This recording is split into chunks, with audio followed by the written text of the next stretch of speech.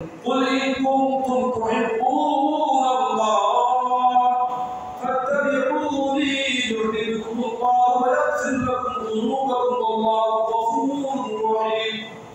এই আয়াতের মধ্যে আল্লাহ রাব্বুল আলামিন দুনিয়ার সকল অংশীদারি দেন।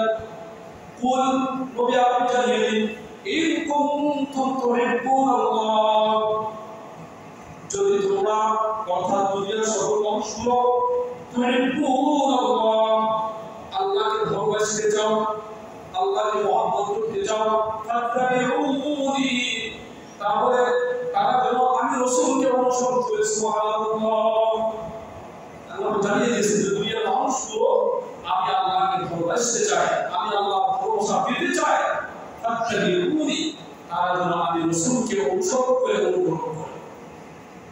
তাহলে কি হবে? ইউহিব্বুকুমুল্লাহু ওয়া ইয়াগফির লাকুম যুনুবাকুম, আমি আল্লাহ রাব্বুল আলামিন যারা আমার নবী মুহাম্মদ রাসূলুল্লাহ সাল্লাল্লাহু আলাইহি ওয়াসাল্লামকে অনুসরণ করবে, অনুকরণ করবে, এদেরকে আমি দুটি পুরস্কার দেব। সুবহানাল্লাহ, কয়টি পুরস্কার?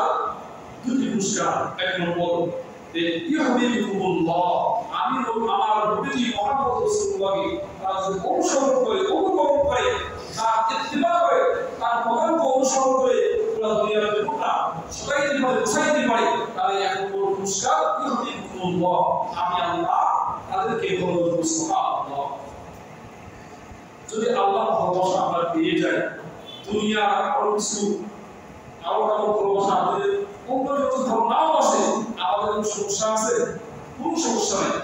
যাকে আল্লাহ ভালোবাসবেন তার দুনিয়া আখিরাতে ইহকাল পরলৌকিক উভয় জগতে তার চিন্তার কোনো কারণ নেই। বলো ঠিক না?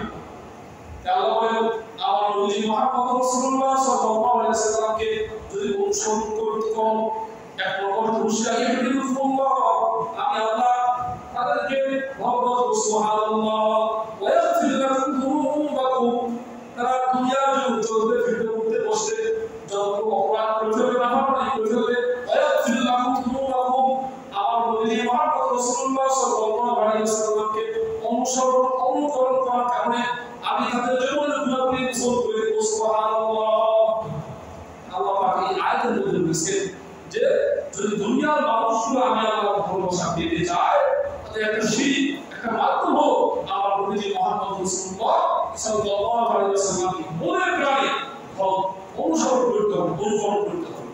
কিছু মানব কিছু বাধ্য তা কিন্তু চলবে না। নবীজি 63 বছর হায়াতে যা বলে দিয়েছে, যা উপলব্ধি করতে বলে দিয়েছে, আদেশ করে গিয়েছে, সেগুলো মনে প্রাণে মহব্বতের সাথে আনন্দ চিত্তে সেগুলো মেনে চলা, নবীজির সুন্নতের অঙ্গে রঙিন হতে পারলে আল্লাহ বলেন আমি দুই পুরস্কার দেব। একটা হলো আমি আল্লাহ আপনাদেরকে মহব্বত করব, ভালোবাসবো।